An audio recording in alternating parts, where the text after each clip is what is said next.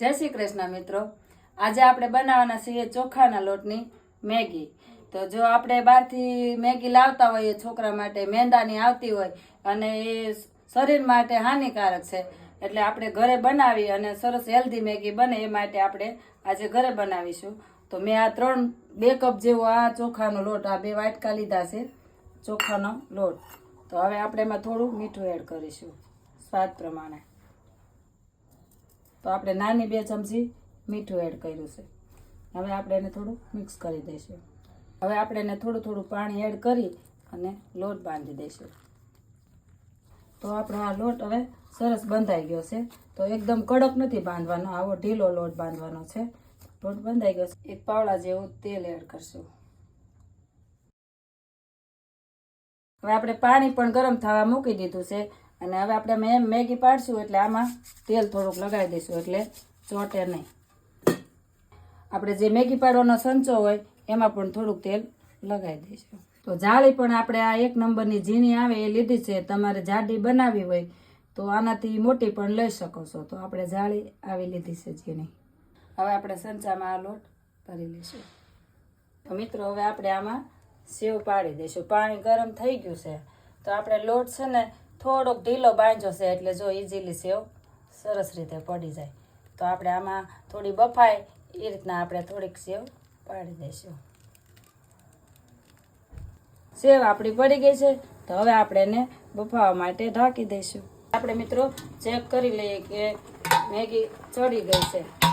3 minute થઈ છે તો સરસ જો સડી ગઈ છે મેગી, છૂટી છૂટી સરસ થઈ છે। તો હવે આપણે આને કાઢી લઈશું।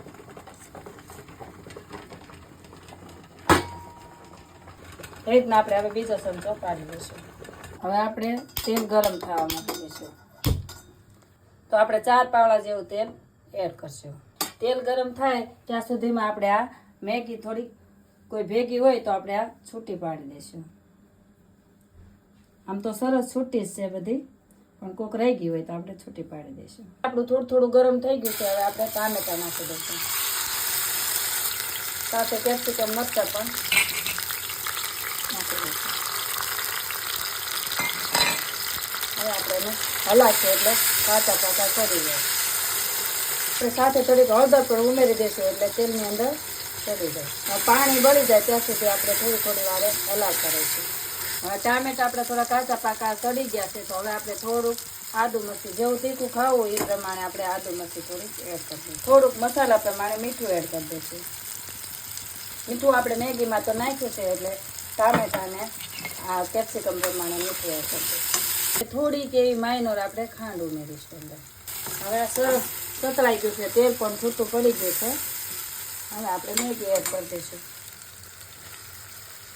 હવે આપણે 2 ચમચાની મદદથી આને સરસ રીતે હલાવીશું એટલે ભાંગે નહીં।